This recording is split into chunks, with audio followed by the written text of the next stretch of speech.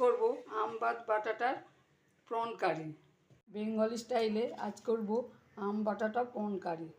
আগে প্রনটাকে আমি ভেজে নিচ্ছি। প্রনেতে আমি লঙ্কা, হলুদ আর নুন মাখিয়ে রেখে দিয়েছিলাম। এবার এটাকে আমি হালকা করে ভেজে নেব। চিংড়ি মাছটাকে ভাজা হয়ে গেছে। এবার কড়াইতে সাদা তেল দিয়েছি। এতে আমি আলুগুলো চিপসের মতো কেটেছি। এটাকে ভেজে নিচ্ছি।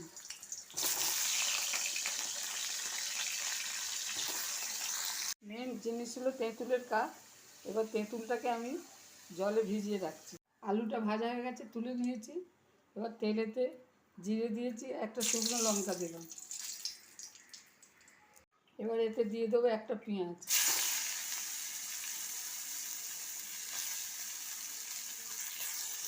এবার দিয়ে দিলাম একটা টমেটো।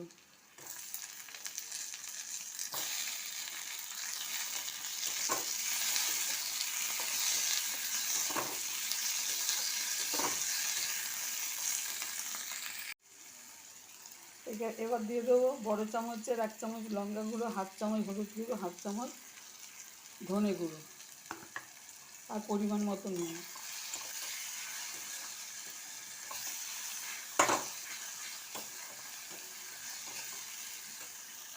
এবার দেবো নারকেল, ধনে, আদা পেস্ট।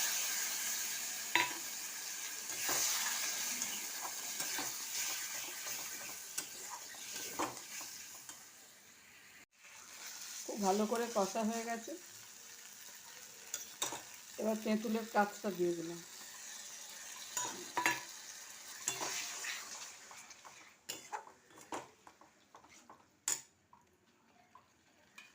এবার দিয়ে দিলাম জল।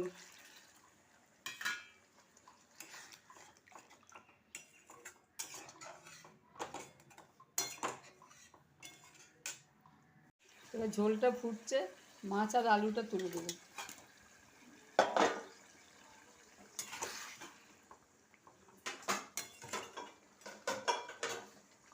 এবার আর একটু জল দেবো আলুটা সেদ্ধ হওয়ার জন্য।